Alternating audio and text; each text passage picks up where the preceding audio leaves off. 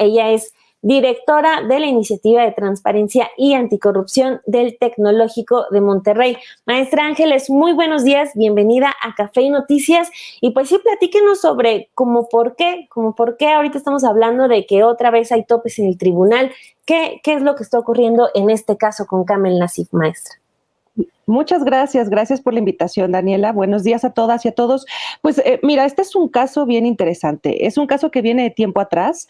Recordemos que justamente Lidia Cacho escribió hace muchos años un libro que se llama Los demonios del Edén, entre los que destapaba una red de pornografía infantil en el que estaba incluido este señor Kamel Nacif.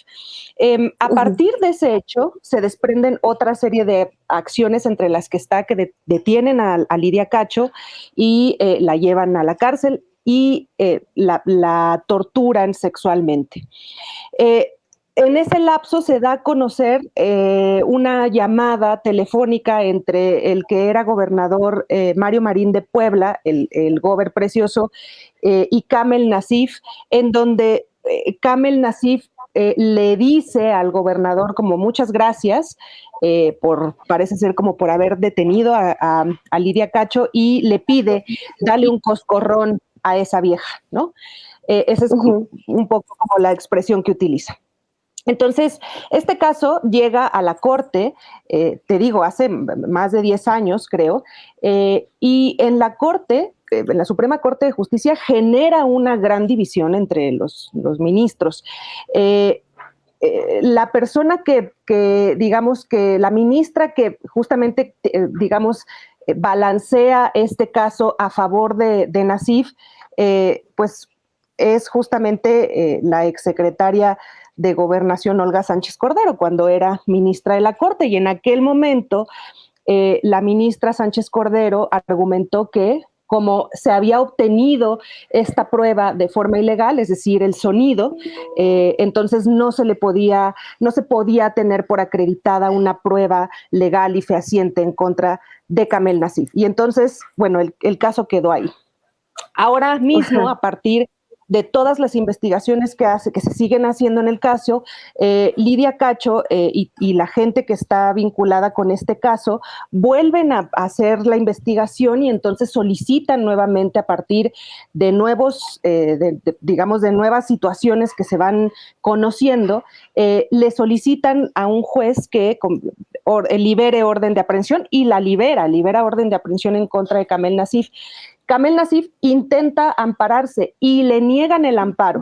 Y entonces viene un recurso, que es un recurso de revisión, y en este recurso de revisión es cuando un tribunal colegiado de Quintana Roo le otorga la revisión del amparo, básicamente diciéndole que no hay una prueba fehaciente sobre la existencia de ordenar torturar a Lidia Cacho.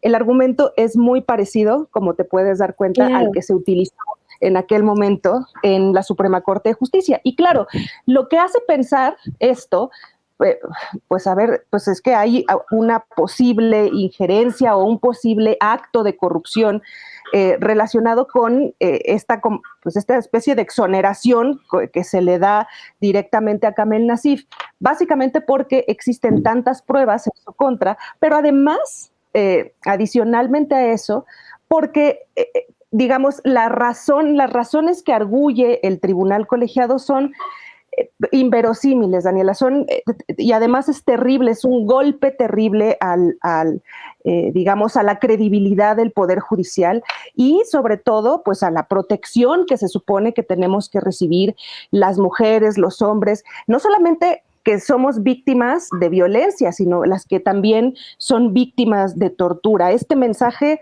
es terrible, te digo, están básicamente alentando y favoreciendo la impunidad en México.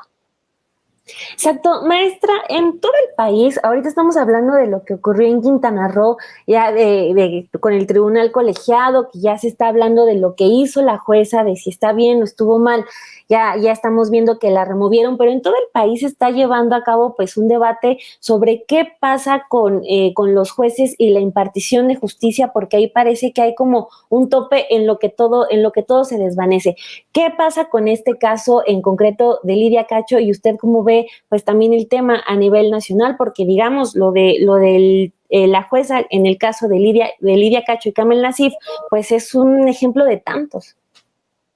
Efectivamente un solo ejemplo de miles de casos que podríamos nombrar. Hay una cosa aquí bien importante de mencionar, que es la parte de digamos, los extremos que se tienen que cubrir cuando tú arguyes que fuiste víctima de tortura. La ley es muy exigente a la hora de, hay muchos requisitos para que tú acredites que fuiste víctima de tortura. Entiendo la razón por la cual, porque claro, no es, digamos, y si no, imagínate, cualquier persona podría decir, tal persona me torturó, y entonces si no tuviéramos que hacer como un elemento probatorio, digamos, suficiente, necesario para acreditarlo, pues cualquier persona podría estar en la cárcel por tortura. Sin embargo, lo que sucede cuando tú haces normas que te requieren tantos requisitos para poder acreditar que tú fuiste víctima de un delito, lo que sucede son dos cosas, es o que inhibes la denuncia o que pagas corrupción. Entonces, son cualquiera de estas dos situaciones las que se presentan cuando la norma es tan exigente para acreditar la existencia de un delito. Y esto es lo que pasa en este caso, me parece. Exacto. Y ahora también la otra pregunta es, ¿se avanza quizá ya removiendo a esta jueza que busca exonerar a Kamel Nacif? Pero ¿de verdad hay una solución con solo remover al juez maestra? O porque pues quién llega, no sé si alguien igual, o cómo ahí hay una garantía de que va a mejorar el caso, de que va a continuar para bien. ¿De verdad eso es una decisión que garantice que se va a continuar con el caso bien? Esta es una gran pregunta. A ver, el hecho de que remuevan a la magistrada implica que se le tendría que iniciar una investigación. Entonces, esa investigación tendría que dar lugar a establecer responsabilidades para ese servidor público, y si tiene responsabilidad alguna, pues que se le impongan sanciones, entre las que puede estar que no ejerza nuevamente, o sanciones pecuniarias que también se le pueden imponer, sanciones económicas. Pero adicionalmente a eso es importante, sin duda, pero el caso sigue quedando en el aire. A Kamel Nacif se le otorgó el recurso de revisión, entonces sería muy complicado retrotraer el estudio del caso para que otros magistrados hagan su trabajo, un trabajo, digamos, más pulcro, al menos en la parte de investigación y de argumentación, para otorgarle el recurso de revisión, y eso yo lo veo muy complicado. Mientras no tengamos eso, es decir, mientras no podamos generar certeza jurídica para Lidia Cacho y para todas las personas que han sido víctimas de tortura y que se han tenido que quedar como víctimas porque no han podido obtener justicia a partir de lo que del propio Poder Judicial, que es el que imparte justicia en este país, a partir de sus propias resoluciones, no podemos decir que se ha solventado absolutamente nada. El hecho de que quiten a una persona no genera que se mejore el caso, no genera que se vuelva a estudiar el caso, no genera que se sancione a las personas que estuvieron relacionadas con tortura. Si pudiéramos hacer eso, tal vez podríamos empezar a decir que se está intentando reparar de alguna forma estos errores graves que se están cometiendo al interior del Poder Judicial. Esos cambios, maestra, o esos intentos. Perdóname, no te escuché esta última pregunta, disculpa. ¿Qué tan rápido o cómo van avanzando estos intentos por acercar la justicia a las personas? Porque, digamos, pues ya está, al menos la intención se ha visto, pero pues, ¿qué tan rápido va? muy lento, son procesos muy lentos, muy complicados. La propia institucionalidad del país es un monstruo y mover ese monstruo no es sencillo, no son nada más las normas, o sea, hay una parte normativa sin duda, hay que empezar a mejorar normativamente muchas situaciones, pero también en la parte, digamos, ya digamos, de práctica de la impartición de justicia. Hay muchas cosas que cambiar, hay una cultura de secrecía desde hace muchos, muchos años en el Poder Judicial que no se ha podido romper. Y claro, todo esto, digamos, está arropado bajo el principio de que se tiene que proteger la seguridad jurídica, ¿cierto? Entonces, para otorgar seguridad jurídica no voy a dar a conocer nada. Y esto tiene, digamos, pues muchos elementos que tendríamos que revisar.